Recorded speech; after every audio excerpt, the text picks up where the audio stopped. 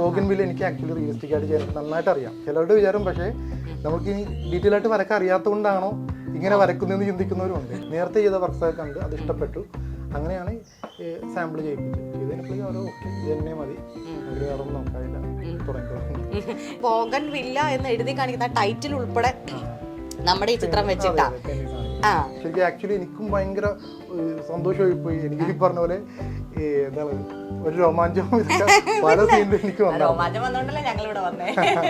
അത്രയും പ്രാധാന്യത്തോടുകൂടി. അത് അമൽനീരദ് എന്ന് പറഞ്ഞ പുള്ളിക്കാരന്റെ സിനിമയിലൊക്കെ വരുവാന്നൊക്കെ പറഞ്ഞാൽ അത്രയും വലിയ കാര്യമാണ്. ചിലർ പറയാറുണ്ട് മെറ്റീരിയൽസ് ഞാൻ എടുത്തു തരാം, പിന്നെ നമ്മുടെ ഒരു വേണമെന്നുണ്ടെങ്കിൽ ചെയ്ത് കൊടുക്കാം, അല്ലെങ്കിൽ വിട്ടളയാം, അത്രയും നമ്മളെ സംബന്ധിച്ച് എന്നെ സംബന്ധിച്ച് എൻ്റെ പ്രൊഫഷനായത്. ഇത്രയും നമ്മളെ സപ്പോർട്ട് ചെയ്യുന്ന ആൾക്കാരുണ്ടെന്നുള്ളതൊക്കെ അന്നാ ശരിക്കും തിരിച്ചറിയും. ബോഗൻവില്ല ചിത്രത്തിലെ ആ ബോഗൻവില്ല പടങ്ങൾ വരച്ച ആഷിലാണ് എന്നോടൊപ്പം ഉള്ളത്. ആഷിലെ നമസ്കാരം. നമസ്കാരം. ഇവിടെ ഒരു ചിത്രമുണ്ടല്ലേ, ആ സിനിമയ്ക്ക് വേണ്ടി വരച്ചിട്ട് കൊടുത്തതാണോ അതോ? ആക്ച്വലി ആ ഒരു സമയത്ത് തന്നെ വരച്ച ഒരു ചിത്രമാണ്. അതിൽ ഈ സെയിം പാറ്റേൺ തന്നെയാണ് ആ സിനിമയ്ക്ക് വേണ്ടി കൊടുത്തത്. ഞാൻ ഒരിക്കലേ ആഷിലിന്റെ ഒരു ഫേസ്ബുക്ക് പേജിൽ, അതായത് ബോഗൻവില്ല നമ്മളെല്ലാം വെയിറ്റ് ചെയ്ത ഒരു സിനിമയായിരുന്നു. അപ്പോഴത്തേക്കും ഒരു ഇത് കട്ട്സ് ഇട്ടിട്ടുണ്ടായിരുന്നല്ലോ, മറ്റേ ജ്യോതിർമയി ചോദിക്കുന്നേ ഞാൻ വരച്ച ചിത്രങ്ങളൊക്കെ ആരെങ്കിലും മേടിക്കുമോ എന്ന് ചോദിക്കുന്നൊരിതുണ്ട്. അപ്പൊ പിന്നെ വരയ്ക്കുന്ന ഒരു ഷോട്ട്. അപ്പൊ അപ്പോഴാണ് ഞാൻ ആഷ്ലി പറഞ്ഞ എന്റെ സിനിമകളിൽ എന്റെ ചിത്രം വന്നു എന്നൊക്കെ പറഞ്ഞപ്പോൾ ഞാനും ആഷ്ലിന്റെ ചിത്രമാണല്ലോ. അപ്പോഴാണ് നമ്മൾ ഇന്റർവ്യൂ ചോദിക്കുന്നത്. അപ്പൊ പറഞ്ഞു പടം ഇറങ്ങിയിട്ട് മതിയെന്ന്. പടം ഇറങ്ങിയപ്പോഴാണ് ശരിക്കും ആ പടത്തിൽ ഒരു ക്യാരക്ടറാണ് ഈ ചെടി എന്ന് പറയുന്നത്, അല്ലെങ്കിൽ അതിലൊരു സസ്പെൻസ് തന്നെ ഉണ്ട്. ഈ ചിത്രത്തിലെ ബോഗൻവില്ല ചിത്രങ്ങൾക്കുള്ളൊരു പ്രത്യേകത എന്താ പറയുക, ജ്യോതിർമയി, കുഞ്ചാക്കോ ബോബൻ, ശൃന്ദ, ഫഹദ് ഫാസിൽ എന്നിവരെ പോലെ തന്നെ ആ ഒരു ചിത്രത്തിന് അത്രയും പ്രാധാന്യം ഉണ്ടായിരുന്നു. അപ്പോൾ ആഷ്ലി എത്ര ചിത്രങ്ങളാണ് വരച്ചു കൊടുത്തത്? അവരുടെ ഷൂട്ടിംഗ് പ്ലേസിലാണ് വരച്ചത്, എങ്ങനെയായിരുന്നു? ആക്ച്വലി അവർക്ക് വേണ്ടിയിട്ടുള്ള കുറേ പെയിന്റിങ്സ് ഞാൻ വീട്ടിൽ നിന്ന് തന്നെ വരച്ചായിരുന്നു. അല്ലാതെ കുറച്ച് നേച്ചർ സ്റ്റഡി ചെയ്തായിരുന്നു. ഞാൻ ചെടി നോക്കിയിട്ട് ഡയറക്റ്റ് സ്റ്റഡി ചെയ്തു. അങ്ങനെ ഒന്നിട്ട് ഫ്രണ്ട്സിൻ്റെ അടുത്തും ഇവിടെ ഉണ്ടായിരുന്നു. പക്ഷെ ഇപ്പം ആ പൂക്കളൊക്കെ ഇപ്പം ആ സമയം കഴിഞ്ഞേക്കുക. അല്ല പിന്നെ അല്ലാണ്ട് കുറേ റെഫറൻസ് എടുത്തിട്ടും നെറ്റിൽ നിന്ന് എടുത്തിട്ടും അങ്ങനെ കുറേ ഇവിടെ നിന്ന് വരച്ചു. പിന്നെ സൈറ്റിൽ പോയിട്ട് വരക്കേണ്ട സമയം ഉണ്ടായിരുന്നു. അതായത് ഷൂട്ടിങ്ങിന് സമയത്ത് ഡയറക്റ്റ് വരക്കുന്ന സീൻസ് ഒക്കെ അല്ലേ. അപ്പോൾ ആ സമയത്ത് എനിക്കൊന്ന് ഒരു 5-6 ദിവസം എനിക്ക് ഷൂട്ടിങ്ങിൽ അവിടെ പോകേണ്ടി വന്നിട്ടുണ്ട് ചെയ്യാനായിട്ട്. അല്ലാതെ ഒരു 20 മുകളിൽ പെയിന്റിങ്സ് ഞാൻ അവർക്ക് വേണ്ടി അല്ലാണ്ട് ചെയ്തു കൊടുത്തു. വീട്ടിൽ തന്നെ ചെയ്ത് അവിടെ. ഈ പെയിന്റിങ്സ് ഇല്ലേ എത്ര സമയം എടുത്തു? ആക്ച്വലി ഇതൊക്കെ ഒറ്റ ഇരിപ്പിന് തീർക്കുന്ന വർക്കുകളാണ് ചെയ്യുന്നത്. അതായത് ചിലതൊരു 15 മിനിറ്റ് മുതൽ ഒരു 45 മിനിറ്റ് അത്രയൊക്കെ മതിയാവും. അപ്പൊ ഇതെങ്ങനെയാണ് ഈ പറഞ്ഞ ഈ ബോഗൻവില്ല ചെടിയുടെ ഒരു ഈ പറഞ്ഞ പോലെ നെറ്റിന്നോ അല്ലെങ്കിൽ എവിടെ നിങ്ങൾ കാണണോ? ഇമേജ് റെഫറൻസ് എടുത്തിട്ടുണ്ട് ഞാൻ. അപ്പൊ നമുക്കൊരു സ്റ്റഡി ഇപ്പൊ ശരിക്കും ആ സിനിമയുടെ ആ ഒരു ആവശ്യം എന്ന് പറഞ്ഞാൽ അവർക്ക് അത്രയും വലിയൊരു ആർട്ടിസ്റ്റ് ചെയ്യുന്ന പോലത്തെ പെർഫെക്ഷൻ അങ്ങനത്തെ സംഭവം ഒന്നും അല്ല അവർക്ക് വേണ്ടത്. അവർക്ക് പറയാനുള്ളത് ആ ഒരു ലാംഗ്വേജ്, അവരുടെ ഒരു ലാംഗ്വേജ് എന്ന് വെച്ചാൽ ശരിക്കും പറഞ്ഞാൽ ആ സിനിമയിൽ നമുക്ക് കണ്ടാൽ മനസ്സിലാകും അത് കറക്റ്റ് ആയിട്ട് അവർക്ക് കൺവേ ചെയ്യാൻ സാധിക്കണം. അല്ലാതെ ബോഗൻവില്ലയുടെ ആ പൂക്കൾ ഫ്ലവേഴ്സ് നല്ല ക്ലിയർ ആയിട്ട് കൊടുക്കുക, അല്ലെങ്കിൽ അതിൻ്റെ ഉള്ളിലത്തെ ചെറിയൊരു സാധനം അങ്ങനെയൊന്നുമല്ല. അവർക്ക് അവരുടെ മനസ്സിലുള്ള എന്താണ് എക്സ്പ്രസ് ചെയ്യേണ്ടത് ആ ഒരു എക്സ്പ്രഷൻ ആ വർക്കിലൂടെ കൊണ്ടുവരിക. അതായത് ജ്യോതിർമയെ പോലെ സ്കേർട്ടഡ് ആയിട്ടുള്ള, അതായത് ചിതറിയ ഓർമ്മകളുള്ള ഒരാൾ വരയ്ക്കുന്നത്. ഇതൊന്നും എടുക്കാൻ പറ്റുമോ? ഇതല്ലേ ഒരെണ്ണം വരച്ചു വെച്ചത് അവർക്ക് ശേഷം അല്ലേ? ഓക്കെ. ഇതില് ഈ ബോഗൻവില്ല, ഈ പരിചയിക്കുന്ന ബോഗൻവില്ലക്കൊക്കെ റെഡും പിന്നെ ഒരു മെറൂണും അല്ലേ? അപ്പൊ ശരിക്കും ഈ ബോഗൻവില്ലയുടെ കളറ് വയലറ്റ് ആ ഒരു ടോണിൽ വരുന്നത് ഉണ്ട്. പക്ഷെ റെഡും നമുക്കുണ്ട്. ആക്ച്വലി സാധാരണ റെഡ് അധികം കാണുന്നില്ലെന്നേ ഉള്ളൂ. പക്ഷെ സിനിമയുടെ ആവശ്യത്തിന് കൂടുതൽ നമുക്ക് റെഡ് തന്നെയായിരുന്നു. അതാണ് എനിക്ക് ഭയങ്കര സംശയം ഉണ്ടായിരുന്നു. കാരണം നമ്മളുടെ ബോഗൻവില്ലക്ക് നമ്മളുടെയൊക്കെ നാട്ടില് അതിന് ആകാശമുല്ല എന്നാ പറഞ്ഞുകൊണ്ടിരുന്നത്. ബോഗൻവില്ല ചെടിക്ക് ഒരു മീഡിയം മജന്ത, അത് തന്നെ ഒരു മജന്ത അത് തന്നെ മജന്ത കളറ്. അപ്പൊ ഞാൻ ആലോചിക്കും ഇതിനകത്ത് ഇവർ കൂടുതൽ റെഡാണ്. റെഡിൽ മാത്രമല്ല അവിടെ സ്കൈയുടെ ഒരു ബ്ലൂ നിങ്ങൾ ഇവിടെ ഭയങ്കരമായിട്ടും കൊടുത്തിട്ടുണ്ടായിരുന്നു. അപ്പൊ ഞാൻ ആലോചിച്ചു ഇത് എങ്ങനെയാ അങ്ങനെ വന്നേന്. അത് അന്ന് എന്റെ ഒരു സംശയം വരുന്നത് ആ സിനിമയ്ക്ക് വേണ്ടിയിട്ട്. അതെ, സിനിമയിൽ ആ ഒരു ഇത് ആവശ്യമായിരുന്നു. അപ്പോൾ എൻ്റെ അടുത്ത് അങ്ങനെ പറഞ്ഞിട്ട് അതുപോലെ തന്നെ ചെയ്തതാണ്. ഈ പറഞ്ഞ പോലെ ഇതില് പൂക്കളുണ്ട്. ഈ പൂക്കളിനകത്തൊരു വൈറ്റ് പൂവില്ലേ? അതുകൊണ്ട് ചെറുതായിട്ടുണ്ട്. പക്ഷെ ഇതിലിരുന്ന് ഞാൻ കണ്ടില്ല. ആക്ച്വലി നമ്മൾ ആ ഡീറ്റെയിൽസ് ഒന്നും പോകാത്തതാ. കാരണം നമുക്ക് എക്സ്പ്രസ് ചെയ്യാനുള്ള ഒരു എക്സ്പ്രഷൻ മാത്രം കൊണ്ടുവരിക എന്നുള്ളത് ആ ഒരു ഉദ്ദേശമായിരുന്നു മെയിനായിട്ട്. അതായത് ആക്ച്വലി ഇത് ചെയ്യുന്നതിനെ ഇംപാസ്റ്റോ, ഒരു ഇംപ്രഷനിസ്റ്റ് സ്റ്റൈൽ എന്ന് പറയും.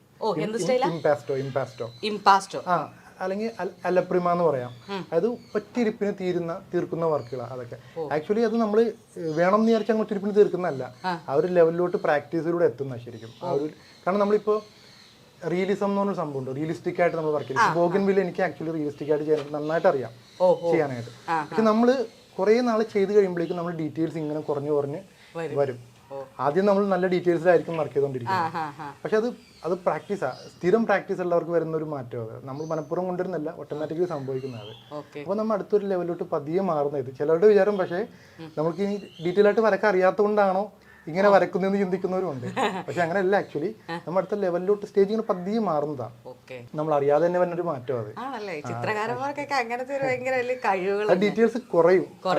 പലരുടെയും വിചാരം നമ്മൾ ചെയ്ത് വരുമ്പോഴേക്കും ഡീറ്റെയിൽസ് കൂടുതലായിട്ടാണ് തന്നെ എന്ന് വിചാരിക്കും. പക്ഷെ അങ്ങനെയല്ല, ആക്ച്വലി നമ്മൾ ശരിക്കുള്ള ഒരു സ്റ്റഡി അവിടെ നടക്കുന്നുണ്ടെങ്കിൽ അത് കുറഞ്ഞു വരും. നമുക്ക് പിന്നെ ആരും ബോധിപ്പിക്കാനില്ല, നമ്മൾ നമുക്ക് വേണ്ടി ആയിരിക്കും വർക്ക് ചെയ്യുന്നത്. അങ്ങനത്തെ ഒരു മൈൻഡിലോട്ട് നമ്മൾ എത്തിക്കഴിഞ്ഞാൽ ഇനി ഞാൻ ആരെ ബോധിപ്പിക്കാനാ? എനിക്ക് ബോധ്യപ്പെട്ടു, ഞാൻ റിയലിസ്റ്റിക് ആയിട്ട് ചെയ്യുന്നവരെ എനിക്ക് അറിയാം ചെയ്യാന്നുള്ളത്. പിന്നെ എന്നെ തന്നെ ബോധിപ്പിക്കേണ്ട ആവശ്യമില്ല. അടുത്ത ലെവലിലോട്ട് മാറുമ്പോഴേക്കും അത് നമുക്ക് ശരിക്കും എൻജോയ് ചെയ്യാൻ പറ്റും. എങ്ങനെയാണ് ഈ ടീം, സിനിമയുടെ ടീം കോണ്ടാക്ട് ചെയ്തത്? ആക്ച്വലി ഒരു സീനിയർ ആർട്ടിസ്റ്റ് ഉണ്ട്, മോപ്പസംഗ് ബാലത്ത് എന്നും പറഞ്ഞു. അദ്ദേഹമാണ് എൻ്റെ അടുത്ത് ഇക്കാര്യം ആദ്യം സൂചിപ്പിച്ചത്. പുള്ളിക്കാരൻ അമൽനീർ സാറിനടുത്ത് എന്നെ റെഫർ ചെയ്തു. അങ്ങനെ ആ ഒരു കോൺടാക്ട് നമ്പർ എനിക്ക് തന്നു, ഒന്ന് കോൺടാക്ട് ചെയ്യണമെന്ന് പറഞ്ഞു. അങ്ങനെ ഡയറക്റ്റ് ഞാൻ വിളിച്ചു പറഞ്ഞു സാറിനെ, അമൽ സാറിനെ വിളിച്ചു പറഞ്ഞു. അപ്പോൾ ഡയറക്റ്റ് സാറിൻ്റെ വീട്ടിൽ ചെന്നു ഞാൻ. അപ്പോൾ എൻ്റെ ഡീറ്റെയിൽസ് എൻ്റെ അടുത്ത് ഇങ്ങനെ പറഞ്ഞു എന്തൊക്കെയാണ് നമുക്ക് ആവശ്യം എന്നുള്ളത്. അപ്പോൾ എന്നോട് സാമ്പിൾ ഒരു 2 ചെയ്യാൻ പറഞ്ഞു. അപ്പോൾ പറഞ്ഞു ഇങ്ങനത്തെ സംഭവമാണ് വേണ്ടത്, എൻ്റെ സെയിം സ്റ്റൈൽ തന്നെയാണ്. അവർക്കത് വർക്കൊക്കെ കണ്ട് ഇഷ്ടപ്പെട്ടു. എൻ്റെ നേരത്തെ ചെയ്ത വർക്ക്സൊക്കെ കണ്ട് അത് ഇഷ്ടപ്പെട്ടു. അങ്ങനെയാണ് സാമ്പിൾ ചെയ്ത് കഴിഞ്ഞപ്പോഴേക്കും അവരോ ഓക്കെ ഇത് തന്നെ മതി, നമുക്ക് വേറെ ഒന്നും നോക്കാനില്ല, തുടങ്ങിക്കോളാൻ പറഞ്ഞു. പിന്നെ എനിക്ക് എവിടേക്ക് എങ്ങനെയുള്ള വർക്കുകളാണ് വേണ്ടുന്ന ഡീറ്റെയിൽസ് ഇങ്ങനെ പറഞ്ഞു തന്നു. അതിനുശേഷമാണ് പിന്നെ ഞാൻ ആ പടത്തിനകത്ത് ശ്രദ്ധിച്ചൊരു കാര്യം, ബോഗൻവില്ല ചിത്രം വരച്ചിട്ടുണ്ട്. ആ ചിത്രത്തിനൊന്നും ഇലകൾ കുറവാണ്. അത് റെഡിഷാണ് ഏറ്റവും കൂടുതൽ നിൽക്കുന്നത്. എനിക്ക് നമ്മളീ പറഞ്ഞ മജന്ത കളറ് ഈ ഇലകളിനകത്തൂടെ വരുമ്പോഴാണ് ഇലയുടെ പച്ചയും ഈ മജന്തയും കൂടെ ഭയങ്കര ഒരു നമ്മൾ ഈ പൂ കാണുമ്പോൾ ഒരു പ്രത്യേക ഭംഗി വരുന്ന ഇതുകൊണ്ടാണ്. പക്ഷെ ആ ചിത്രങ്ങളിലൊന്നും അതില്ല. അതെന്താ? അത് ഈ പടത്തിന് വേണ്ടിയിട്ട് ഈ പറഞ്ഞ പോലെ ആ പടത്തിന്റെ എനിക്ക് തോന്നുന്നു ബോഗൻവില്ല എന്ന് എഴുതി കാണിക്കുന്ന ടൈറ്റിൽ ഉൾപ്പെടെ നമ്മുടെ ഈ ചിത്രം വെച്ചിട്ടാ. അപ്പൊ ആ ഒരു ഇതില് ഹിഡൻ വെച്ചതാണോ അവര്? ഇതാണ് സ്റ്റോറി, ഇത് റിലേറ്റഡ് ആണ് സ്റ്റോറി എന്ന് വെച്ചതാണോ? ആക്ച്വലി പേരിൽ തന്നെ ഉണ്ടല്ലോ, സിനിമയുടെ പേര് തന്നെ ബോഗൻവില്ല ആണ്. പിന്നെ ഉള്ളത് നമ്മൾ ഇതിലൊക്കെ കണ്ടായിരുന്നു, ഈ ട്രെയിലറിലൊക്കെ വരക്കുന്ന സീനൊക്കെ കാണിക്കുന്നുണ്ട്. പക്ഷെ ഇതിന് ഇത്രയും പ്രാധാന്യം ഉണ്ടെന്നുള്ളത് സിനിമ കണ്ടു തന്നെ നമ്മൾ അറിയേണ്ട കാര്യം. ആക്ച്വലി ഞാനും സിനിമ കണ്ടപ്പോഴാണ് ഇത്രയും പ്രാധാന്യം എൻ്റെ വർക്ക്സിൽ അത് വന്നത്. ശരിക്കും ആക്ച്വലി എനിക്കും ഭയങ്കര സന്തോഷമായി പോയി. എനിക്ക് ഈ പറഞ്ഞ പോലെ എന്താണ് ഒരു രോമാഞ്ചം ഇതൊക്കെ പല സീനിലും എനിക്ക് വന്നു. ഇത്രയും എൻ്റെ വർക്ക് ഇത്രയും ബിഗ് സ്ക്രീനിൽ ഇങ്ങനെ ഫസ്റ്റ് ടൈം ഞാൻ ഇതിനു മുമ്പ് ചെയ്തിട്ടുണ്ട്, സിനിമയ്ക്ക് വേണ്ടി കുറച്ച് വർക്കുകളൊക്കെ ഞാൻ ചെയ്തിട്ടുണ്ട്. പക്ഷെ എന്ന് അത് ഫസ്റ്റ് ലുക്ക് അങ്ങനത്തെ ഇതൊക്കെ ഞാൻ വരച്ചു കൊടുത്തേനെ. പക്ഷേ ഇത്രയും പ്രാധാന്യത്തോടുകൂടി അത് അമൽനീർ എന്ന് പറഞ്ഞ പുള്ളിക്കാരന്റെ സിനിമയിലൊക്കെ വരുവാന്നൊക്കെ പറഞ്ഞാൽ അത്രയും വലിയ കാര്യമാണ്. ഞാൻ പറഞ്ഞ ഒരു ക്യാരക്ടറാണിത്, ഫിലിമിലെ ഒരു ക്യാരക്ടർ തന്നെയാണ്. അതെന്ന് ചോദിച്ചാൽ ആ പടത്തിനകത്ത് വരച്ചതിനകത്തുനിന്ന് ഇല കുറവാണല്ലോ. ആക്ച്വലി പൂക്കൾക്ക് തന്നെയായിരുന്നു അതിൽ പ്രാധാന്യം നമുക്ക് ആ സിനിമയില്. ആക്ച്വലി നമുക്ക് വേണ്ടിയിട്ട് ഒരു ചിത്രം ഈ പറഞ്ഞ പോലെ 15 മിനിറ്റ് ഒന്നും വേണ്ട, ആവശ്യമുള്ള സമയം എടുത്തു. പക്ഷെ എനിക്ക് അതിനകത്ത് ഒരു വരി ഇടാനെങ്കിലും തരണം. ആഷ്ലി, ഇത് അക്രിലിക് പെയിന്റിംഗ് അല്ലേ? ഇപ്പൊ ഈ പറഞ്ഞ ബോഗൻവില്ല എന്നുള്ള ചിത്രത്തിൽ ഉപയോഗിച്ച ഒരു പടത്തില് ആ ചിത്രം വരയ്ക്കാൻ എത്ര കളേഴ്സ് ഉപയോഗിച്ചിട്ടുണ്ട്? ആക്ച്വലി കളേഴ്സ് ഒരു 6-7 കളേഴ്സ് യൂസ് ചെയ്തിട്ടുണ്ട്. 6-7 കളേഴ്സ്. പിന്നെ ഇതിനധികം ആവശ്യം വേറെ വരുന്നില്ല. ഇപ്പം നമ്മൾ ആ ഒരു റെഡ് ഫ്ലവർ ആണ് വരുന്നുണ്ടെങ്കിലും അതിന്റെ ഒരു ടോൺ വേരിയേഷൻ വരുമ്പോഴാണ് കളേഴ്സ് അത്ര നമുക്ക് ആഡ് ചെയ്യേണ്ടി വരുന്നത്. എനിക്ക് ആക്ച്വലി ഇപ്പൊ ഞാൻ അടുത്തത് ഒരു പ്രാക്ടീസ് ചെയ്യുന്ന ഭാഗം എന്ന് വെച്ചാൽ പോർട്രേറ്റ്സ് ഒക്കെ ഞാൻ നേരത്തെ ഇഷ്ടംപോലെ ചെയ്യുമായിരുന്നു. ഫൈൻ ആർട്സ്, ഞാൻ ഫൈൻ ആർട്സ് പഠിച്ചതൊക്കെ RLV കോളേജിലാണ് പഠിച്ചത്, തൃപ്പൂണിത്തുറ ഗവൺമെന്റ് RLV കോളേജ്. അപ്പൊ പഠിക്കുന്ന കാലഘട്ടത്തിൽ എനിക്ക് ഇഷ്ടംപോലെ പോർട്രേറ്റ്സും മറ്റുമൊക്കെ ഡയറക്റ്റ് സ്റ്റഡി ചെയ്യാനുള്ള ഓപ്ഷൻ ഉണ്ടായിരുന്നു. പക്ഷെ പഠിത്തം കഴിഞ്ഞപ്പോൾ ഞാൻ 2012 ഈ വിഷ്വൽ ആർട്സിൽ പോസ്റ്റ് ഗ്രാജുവേഷൻ കഴിഞ്ഞതാണ്. അതിനുശേഷം പക്ഷെ നമുക്ക് ഇങ്ങനെയുള്ള ഇത് കിട്ടുന്ന കുറവാണ്, വരക്കാനുള്ളൊരു ഒന്ന് സമയത്തിന്റെ ഒരു പ്രശ്നമുണ്ട്. പക്ഷെ ഇപ്പൊ വീണ്ടും അതിലേക്കൊന്ന് പ്രാക്ടീസ് ചെയ്യണം എന്നുള്ളൊരു ഇതിൽ നിൽക്കുക. നല്ല പെയിന്റിങ്സിനൊക്കെ നല്ല വിലയാണല്ലേ? ആക്ച്വലി വില ഉണ്ട്. അതെന്ന് വെച്ചാൽ ഒന്ന് നമ്മൾ മെറ്റീരിയൽസിന്റെ കോസ്റ്റ് പറയുവാണെങ്കിൽ തന്നെ അതിന് വില നമുക്ക് വരുന്നുണ്ട്. അല്ല, ചില ആളുകളുണ്ടല്ലോ ഭയങ്കര സിമ്പിൾ ആയിട്ട് ആർട്ടിസ്റ്റുകളൊക്കെ കൂട്ടുകാരാണെങ്കിൽ വിളിച്ചിട്ട് ചോദിക്കും ഒരു പടം വരച്ചു തരാവോ. മനസ്സിലായോ? എല്ലാത്തിനും ടൈമും എടുക്കും. ഇപ്പൊ എനിക്കൊന്ന് ഡിജിറ്റൽ ആവുമ്പോൾ മറ്റേ പൈസ ഈ പറഞ്ഞ ഈ സാധനം മേടിച്ചുള്ള പൈസ കളയുന്നില്ലെന്നേ ഉള്ളൂ. പക്ഷെ അവരുടെ ടൈം അത്രേ അവരെടുക്കുന്നത്. ആക്ച്വലി സമയത്തിന്റെ വാല്യൂ തന്നെയാണ് ഇത്. പിന്നെ വെച്ചാൽ നമ്മുടെ ഒരു പ്രാക്ടീസിനൊരു വാല്യൂ ഉണ്ട്. എത്ര നാളായിട്ട് നമ്മൾ ഇതിൽ നിൽക്കുന്ന ഒരാളാണ്.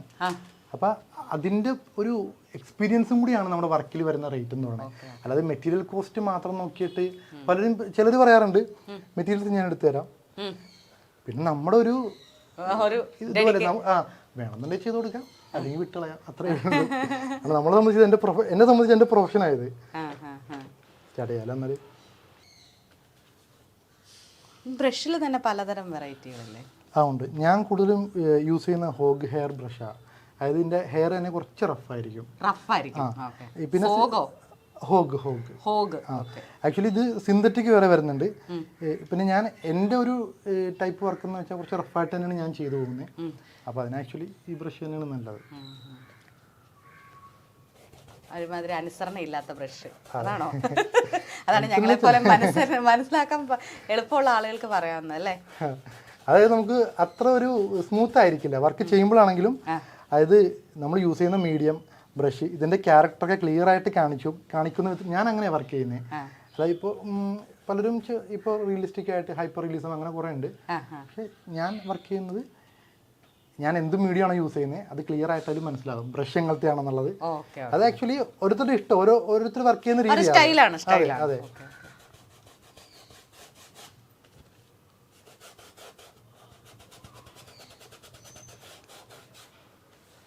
സിനിമയ്ക്ക് വേണ്ടിയിട്ട് ഈ ക്യാൻവാസ് എന്നല്ലേ ഇതിനെ?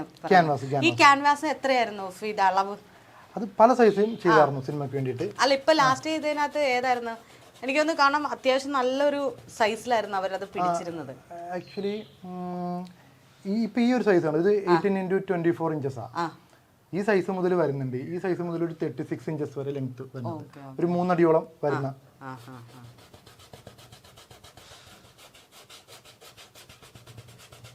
ഇതാണല്ലേ പറയുന്നത്, ഈ കൈ പിടിക്കുന്നതിലും ചില ആളുകൾ ഇങ്ങനെ ഇത്രയും ബ്രഷിന്റെ പോയിന്റിൽ ചെന്ന് പിടിക്കും അല്ലേ? അത് ഓരോരുത്തർ വർക്ക് ചെയ്യുന്ന രീതി അതനുസരിച്ച്. ഇപ്പൊ ഞാൻ ഈ രീതിക്കാണ് വർക്ക് ചെയ്യുന്നത്. അത് പ്രാക്ടീസ് ചെയ്ത് ഡെയിലി വരക്കുന്നുണ്ട്. ആർട്ട് ഗാലറിയിലാണ് വർക്ക് ചെയ്യുന്നത്. അതെനിക്ക് ശരിക്കും ഭയങ്കര ഗുണം ചെയ്തിട്ടുള്ളൊരു കാര്യം. ഗാലറിയിൽ വർക്ക് ചെയ്യുന്നതുകൊണ്ട് ഡെയിലി ഇങ്ങനെ പ്രാക്ടീസ് തന്നെയാണ്. ഇതാണല്ലേ പാഷൻ? അതെ. എങ്ങനെയാണ് ഇതിലേക്ക് എത്തപ്പെട്ടതല്ല? ചെറുപ്പത്തിലേ മുതൽ വരയ്ക്കുമായിരുന്നോ? അതായത് ഞാൻ ചെറുപ്പത്തിൽ തന്നെ വരക്കുമായിരുന്നു. പക്ഷെ ഒരിക്കലും ഒരു ആർട്ടിസ്റ്റ് ആകും അങ്ങനെയൊന്നും ഞാൻ ചിന്തിച്ചിട്ടേ ഇല്ലായിരുന്നു. അല്ലെങ്കിൽ ഇതിലോട്ട് എത്തണം, എൻ്റെ ഒരു പ്രൊഫഷൻ ആർട്ടാകണം, അങ്ങനെയൊന്നും ഒരിക്കലും ചിന്തിക്കാത്തൊരു കാര്യമാണ്. ഞാൻ ആനിമേഷൻ ആയിരുന്നു. +2 കഴിഞ്ഞിട്ട് ആനിമേഷനാണ് പഠിച്ചുകൊണ്ടിരുന്നത്, പഠിക്കാൻ പോയത്. അതിനൊപ്പം തന്നെ ഞാൻ BA ചേർന്നിട്ടുണ്ടായിരുന്നു ഞാൻ. പിന്നെന്താണെന്ന് വെച്ചാൽ ആനിമേഷൻ പഠിച്ചുകൊണ്ടിരിക്കുന്ന സമയത്ത് അവിടുത്തെ സാറ് എന്നെ പഠിപ്പിച്ചൊരു സാറാണ്. ജിടെക്കിലാണ് ഞാൻ പോയിരുന്നത്. അപ്പോൾ എന്നൊരു ജോർജ് സാറ് എന്നെ പഠിപ്പിച്ചിരുന്ന സാറാണ് അവിടുത്തെ.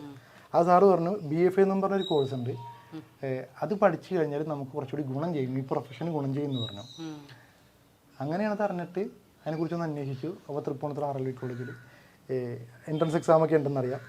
പക്ഷേ ആക്ച്വലി എനിക്ക് സത്യം പറഞ്ഞാൽ വലിയ താല്പര്യമൊന്നും ഉണ്ടായിരുന്നില്ല അന്ന് പോകാനായിട്ട്. പക്ഷേ വീട്ടുകാർക്ക് ഭയങ്കര ഇൻട്രസ്റ്റ് ആയിരുന്നു ഞാൻ നാട്ടിലോട്ട് അത് പോകാനായിട്ട്. എൻ്റെ മമ്മി വരക്കും. മമ്മി ആർന്ന് എന്നെ ശരിക്കും പറഞ്ഞാൽ പഠിപ്പിച്ച് അങ്ങനെയൊക്കെ തന്നത്. ഞാൻ പുറത്തല്ലാണ്ടൊന്നും പഠിച്ചിട്ടില്ല. മമ്മി വരക്കുന്നപ്പോൾ ഞാൻ കണ്ടുപഠിക്കും. ഞാൻ എന്തെങ്കിലുമൊക്കെ പറഞ്ഞു തരും. അങ്ങനെ ഞാനും വരക്കുമായിരുന്നു. അതെ. അങ്ങനെ ഇത് ഫൈൻ ആർട്സ് കോളേജിൽ എൻട്രൻസ് എഴുതി മെറിറ്റിൽ തന്നെ കയറി. പിന്നെ പ്രാക്ടീസ് ചെയ്തു. ആക്ച്വലി ആനിമേഷന് വേണ്ടിയാണ് ഞാൻ അവിടെ വന്നതെങ്കിലും ഒരു സെക്കൻഡ് ഇയർ കഴിഞ്ഞ് തേർഡ് ഇയറിലോട്ടൊക്കെ എത്താറായപ്പോഴേക്കും ഞാൻ ഉറപ്പിച്ചു എനിക്ക് ആനിമേഷൻ വേണ്ട, ആർട്ട് തന്നെ മതി. അതെ. പക്ഷേ BFA കഴിഞ്ഞിട്ട് ഞാൻ പിന്നെ കുറച്ച് നാളത്തേക്ക് വെബ് ഡിസൈനറായിട്ട് ജോലിക്ക് കയറിയായിരുന്നു BFA കഴിഞ്ഞിട്ട്. പക്ഷെ എനിക്ക് ജോലിക്ക് കയറിയിട്ട് അങ്ങോട്ടൊരു ഇരിക്കപ്പുറതിയില്ല. ഞാൻ കുറച്ച് നാൾ വർക്ക് ചെയ്തിട്ട് അവിടുന്ന് റിസൈൻ അവരോട് പറഞ്ഞിട്ട് എനിക്ക് ആർട്ട് തന്നെ വീണ്ടും പഠിക്കണമെന്ന് ആഗ്രഹം തുടർന്ന് അങ്ങനെ ഞാൻ അതിൽ തന്നെ വിഷ്വൽ ആർട്സിൽ പോസ്റ്റ് ഗ്രാജുവേഷൻ എടുത്തു RLV തന്നെ. പിന്നെ ആർട്ട് തന്നെ പ്രൊഫഷനായിട്ട് അങ്ങ് എടുത്തു. അതെടുത്തതിൽ ആക്ച്വലി നമുക്ക് കുറച്ച് ബുദ്ധിമുട്ടുണ്ടാവും നാട്ടിലോട്ട് വരുമ്പോഴേക്കും. അതെല്ലാം എനിക്കും ഉണ്ടായിരുന്നു. ആർട്ടിസ്റ്റായിട്ട് നിൽക്കുന്ന എല്ലാവർക്കും അതിൻ്റെ ഒരു ബുദ്ധിമുട്ടൊക്കെ ആദ്യം ഉണ്ടാവും. പക്ഷെ നമ്മൾ എത്രത്തോളം ഡെഡിക്കേറ്റഡ് ആണെന്നുള്ളത് നോക്കിയിരിക്കും ബാക്കി മുന്നോട്ട്. തീർച്ചയായും എത്ര വർഷം നമ്മൾ സ്പെൻഡ് ചെയ്തു എന്നുള്ളതല്ല, അതിന് എത്രത്തോളം നമ്മൾ അതിനെ സ്വീകരിച്ചു എന്നുള്ളത് തന്നെയാണല്ലേ. അതെ അതെ അതെ. ഈ മോഡേൺ ആർട്ട് എന്ന് വിളിക്കുന്നത് ഇങ്ങനെ ഈ അലക്ഷ്യമായി വരയ്ക്കുക അല്ലെങ്കിൽ അർത്ഥം മനസ്സിലാക്കാതെ വരയ്ക്കുന്നതിനെയാണോ? ആക്ച്വലി അത് നമ്മൾ ഈ സിനിമയുടെ കാര്യം പറഞ്ഞ പോലെ തന്നെ ഒരു എക്സ്പ്രഷൻ, ആൾ എക്സ്പ്രസ് ചെയ്യുന്ന ഒരു രീതിയാണ് ഈ ആർട്ട് എന്ന് പറയുന്നത്. അത് മോഡേൺ ആർട്ട് എന്ന് പറയുമ്പോഴേക്കും അതിനും ആർട്ടിസ്റ്റിന്റെ ഒരു എക്സ്പീരിയൻസ് അതിന്റെ പുറകിലുണ്ട്. അപ്പോൾ ആളുടെ എക്സ്പ്രഷൻ അത് വരുന്നത്. ഇപ്പോൾ ഈ വർക്ക് കണ്ട് നമുക്കറിയാം എന്താ വരച്ചത്, ബോഗൻവില്ലയാണെന്ന് തോന്നിയില്ലെങ്കിലും ചെടിയാണെന്നുള്ള നേച്ചറായിട്ട് കണക്ട് ചെയ്യുന്നുണ്ടെന്ന കാര്യം അറിയാം. ഇപ്പോൾ മോഡേൺ ആർട്ട് എന്ന് പറയുമ്പോൾ ചിലപ്പോൾ അത് എക്സ്പ്രഷനിസം അതിലൊന്നും നമുക്ക് പറയാൻ പറ്റും. ചില ആർട്ടിസ്റ്റിന്റെ എക്സ്പ്രഷൻ ആയിരിക്കും മെയിനായിട്ട് അതിൽ വരുന്നത്. അത് ആർട്ടിസ്റ്റും ആ ഒരു വർക്കും തമ്മിലായിരിക്കും മെയിൻ കണക്ഷൻ. മറ്റുള്ളവർക്ക് അതിന്റെ ഭാഗമാകാം. അല്ല, ഞാൻ പലപ്പോഴും മറ്റേ നമ്മുടെ ദർബാർ ഹാൾ ആർട്ട് ഗാലറിയിലെ എക്സിബിഷൻസ് ഇടയ്ക്ക് ഞാൻ പോയി കാണാറൊക്കെ ഉണ്ട് ഇടയ്ക്ക്. അപ്പം ഇങ്ങനെ ഓരോ പടത്തിലും ഓരോരോ മീനിങ് ആണല്ലോ. ആർട്ടിസ്റ്റ് വരയ്ക്കുന്ന ഒരു മീനിങ് കാണുന്ന എനിക്ക് ചിലപ്പോൾ അതിന്റെ വേറൊരു പെർസ്പെക്റ്റീവ് ആവും, എന്റെ കൂടെ വരുന്നവർക്ക് അതിന്റെ വേറൊരു പെർസ്പെക്റ്റീവ് ആവും അല്ലേ. ആക്ച്വലി ആ ഒരു എക്സ്പ്രഷനിസം, ആ ഒരു എക്സ്പ്രഷൻ അതിലോട്ട് വരുമ്പോഴേക്കും അത് 100% ആർട്ടിസ്റ്റിന് വേണ്ടി ആയിരിക്കും അവർക്ക് വരുന്നത്. ഇത് കണ്ടാലൊരു മോഡേൺ ആർട്ടാണ്, പക്ഷെ ഇത് ടൈലാണ്. ചിലവരിങ്ങനെ പുതിയതായിട്ട് പഠിക്കുന്നവരുണ്ടല്ലോ, ആഷ്ലി പറഞ്ഞ പോലെ വരയ്ക്കാൻ പഠിക്കുന്ന ഒരു ഹൈപ്പർ വെച്ച് ചെയ്തിട്ട് അവരുടെ ഡീറ്റെയിലിംഗ് ഉണ്ടല്ലേ. ഈ ഫേസ്ബുക്കിലോ ഏതോ ഒരു പെങ്കൊച്ച്, എനിക്ക് പേരറിയില്ല, അവർ ഭയങ്കര ആർട്ടിസ്റ്റാണെന്ന് തോന്നുന്നു. ഒരു അമ്മ ഇങ്ങനെ ഒരു ചന്തയിലിരുന്ന് മീൻ വിൽക്കുന്നോ കപ്പ വിൽക്കുന്ന എന്തെങ്കിലും ഒരു ഫോട്ടോ ഉണ്ടായിരുന്നു.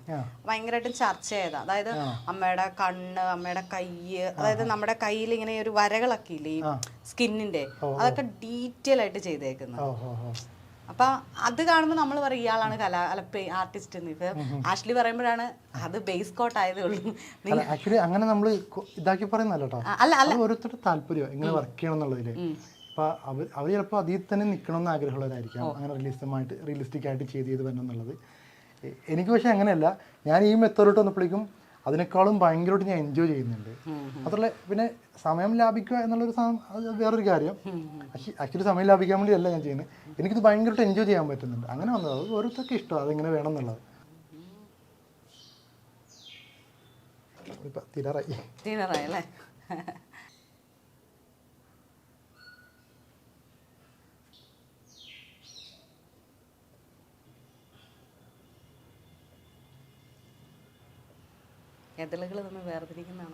ചെറിയൊരു ഇംപ്രഷൻ കൊടുത്തെന്ന് മാത്രമേ.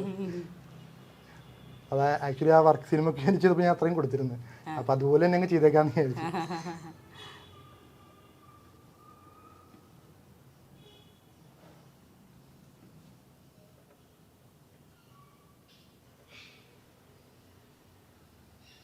കഴിഞ്ഞോ? ഓൾമോസ്റ്റ്. എനിക്ക് വരയിടാൻ ഒരു സ്പേസ് വെക്കണേ ആഷ്ലി. എന്തായാലും വെക്കാം. ഞാൻ 3ാമത്തെ വട്ടം ഇത് പറയുന്നത്. എന്നാൽ ആഷ്ലി നല്ലൊരാള്. ആഷ്ലി എന്നല്ല, ആഷിൽ എന്നാണ് പേര്. ഞാൻ ആഷ്ലി എന്നാണ് വിളിക്കുന്നത്. ആഷിൽ എന്ന് വിളിക്കുന്ന ആളെ കഴിഞ്ഞ് ഷോർട്ടാക്കി ആഷ്ലി എന്നാണ്. പലരും അങ്ങനെയൊക്കെ തന്നെ വിളിക്കും. പിന്നെ ഞാൻ പിന്നെ തിരുത്താൻ പോകാറില്ല. ചിലരുടെ ആഷ്ലി വിളിക്കും, ആഷ്ലിൻ വിളിക്കും, അശ്വിൻ വിളിക്കും, ആഷിൻ വിളിക്കും. ആഷിൽ എന്ന് വിളിക്കുന്നതിലൊക്കെ എളുപ്പമല്ല ആഷ്ലി. എല്ലാം സൈലന്റ് ആക്കിയത് ഞങ്ങള്.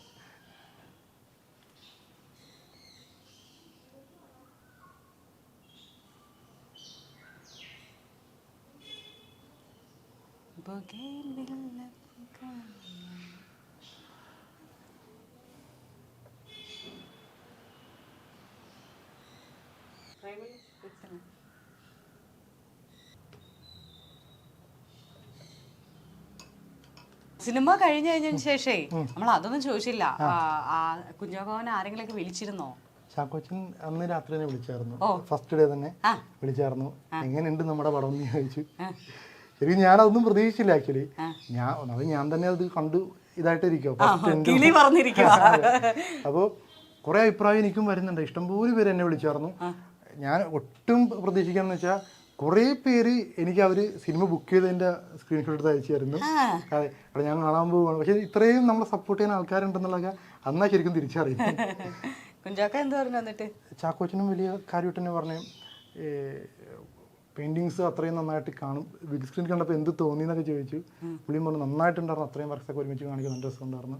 അല്ല എല്ലാം ആഘോഷം നിന്നിട്ടുള്ള ഒരു ഇതുണ്ടല്ലോ ഭയങ്കര രസമായിരുന്നു ആ സീന്. ചാക്കോച്ചന് പിന്നെ ടോട്ടലി സിനിമയെ കുറിച്ചുള്ള അഭിപ്രായം കുറച്ചേറെ സംസാരിച്ചു ഞങ്ങൾ തമ്മിൽ. അയ്യോ ആശാൻ എന്നെ അനുഗ്രഹിക്കണം, ഞാൻ ബ്രഷിലൊന്നും തൊട്ടിട്ടില്ല. ഇപ്പൊ ചെയ്തതുപോലെ തന്നെ 2-3 സ്ട്രോക്സ് ഇങ്ങനെ എഴുതി വെച്ചാൽ എവിടെയെങ്കിലും വരയ്ക്കണ ഒരു പ്ലേസ് കാണിച്ചു തരുമോ? ഇവിടെ കൊടുത്തോ എങ്ങനെ വരയ്ക്കണ്ടേ? ജസ്റ്റ് ഇത് ഇങ്ങനെ അല്ലല്ല ഈ ഏതാണോ വരയ്ക്കണ്ടേ? അതെ, ഇപ്പൊ നമ്മൾ എടുത്തേക്കുന്ന റെഡാ. ജസ്റ്റ് ഇവിടെ ജസ്റ്റ് 2 സ്ട്രോക്ക് കൊടുത്തു. 2 സ്ട്രോക്ക്. ആശാനെ അനുഗ്രഹിക്കണം, പണി വാളരുത്. ഇവിടെ അല്ലേ? ഇങ്ങനെ താഴേക്കും കൊടുത്തു. മതി, നീ എന്നെ പെയിന്റിങ്ങോളാക്കാൻ സമ്മതിക്കത്തില്ല. പക്ഷെ ഇത് ഞാനും കൂടെ ചേർന്നാ വരച്ചത്. അതെ, അത് പറയാൻ വേണ്ടിയാണ് മാത്രം വരച്ചതല്ല. എന്നാലും ഒരു കലാകാരൻ അദ്ദേഹത്തിന്റെ സൃഷ്ടിയിൽ എന്നെ ഉൾപ്പെടുത്തി എന്നുള്ളത് തന്നെ വലിയ കാര്യമാണ് കേട്ടോ. മറ്റേ എന്റെ കയ്യിലിരുന്ന് ബ്രഷൊന്നും പറിച്ചില്ല, പക്ഷെ ആശാന്റെ ചങ്ക് പറിക്കുന്നുണ്ടായിരുന്നു. ടക്കട്ടക്കട്ടക്ക് ഈശ്വര, എന്റെ പേര് ഒപ്പിടാൻ പോവാണല്ലേ? സിനിമയിലായതുകൊണ്ടൊന്നും ഇടാൻ പറ്റിയില്ല. അതെ, നേരിട്ട് ഇവിടെ ഇരിക്കട്ടെ. സൂപ്പർ. അങ്ങനെ നമ്മുടെ ചിത്രം ഇവിടെ അടിപൊളിയായിട്ടുണ്ട്. ഞാനിപ്പോൾ കാണിച്ചു തരാവേ. കേട്ടാ, എങ്ങനെയുണ്ട് ക്യാമറ കണ്ടിട്ട്? സൂപ്പറാണോ? അടിപൊളിയാണോ? എങ്ങനെയുണ്ട്? കൊള്ളാല്ലേ? നല്ല രസമുണ്ട് കേട്ടോ. ആഷ്ലി ഇത് ഞങ്ങളോട് 15 മിനിറ്റ് എന്നാണ്, അല്ല 10-20 മിനിറ്റ് എന്നാണ് പറഞ്ഞത്. നമ്മുടെ രണ്ടുപേരുടെ സംസാരത്തിലാവാം കുറച്ച് സമയം. അതന്നെ പറ്റേ ഒന്ന് വായ അടക്കാം, എന്നാലും എനിക്ക് പണിയെടുക്കാൻ പറ്റുന്നത്. പക്ഷെ എൻ്റെ പണി അതായതുകൊണ്ട് ഞാനിങ്ങനെ ഇടയ്ക്കിടയ്ക്ക് ചോദിച്ചുകൊണ്ടിരുന്നത്. നന്നായിട്ടുണ്ട്, ഭയങ്കര രസമുണ്ട്. നമ്മൾ കാണുന്നവർക്ക് ഇത് കുത്തി വരെ അല്ലെങ്കിൽ അതെന്തോ സമനില തെറ്റിയ ആളുകൾ വരയ്ക്കണ പോലെയാണ്. പക്ഷെ അല്ല, ഇതിൻ്റെ പിന്നിൽ അദ്ദേഹം എൻജോയ് ചെയ്യുന്നുണ്ട്. അങ്ങനെയുള്ള മനുഷ്യന്മാരുണ്ട്, അതായത് വരച്ച് അവർക്ക് അതിൻ്റെ ഒരു എക്സ്ട്രീം പീക്ക് ലെവൽ എത്തുന്നതാണ്. ആ പീക്ക് ലെവൽ എത്തിയ ഒരാളുടെ ആക്ച്വലി നമ്മൾ വരക്കുമ്പോഴേക്ക് എൻ്റെ ഒരു തോട്ടം എന്ന് പറഞ്ഞാൽ മറ്റുള്ളവർ കാണുമ്പോൾ ഇതിനെ അപ്രീഷിയേറ്റ് ചെയ്യണം, അല്ലെങ്കിൽ അവർക്കൊരു ഹാപ്പിനെസ് വരണം എന്നതിൽ ഉപരി ഞാൻ ചിന്തിക്കുന്നത് എനിക്കൊരു ഹാപ്പിനെസ് ഇതിന് കിട്ടണം എന്നുള്ളതാണ്. ഒരു 100% എനിക്ക് വേണ്ടി ആയിരിക്കണം ഞാൻ വർക്ക് ചെയ്യണം, എങ്കിൽ മാത്രമേ നമുക്ക് ആ ഒരു ഡെഡിക്കേഷൻ ഉറപ്പായിട്ടും വരത്തുള്ളൂ ബാക്കിലോട്ട്. ഇതിപ്പോൾ ഞാനും ആസ്വദിച്ചിട്ടുണ്ട്. വെച്ചേക്കാം. ഓക്കെ, എനിവേ ഇനിയും നല്ല നല്ല വർക്കുകൾ തേടിയെത്തട്ടെ, നല്ല സിനിമയുടെ ഭാഗമാവട്ടെ. Thank you.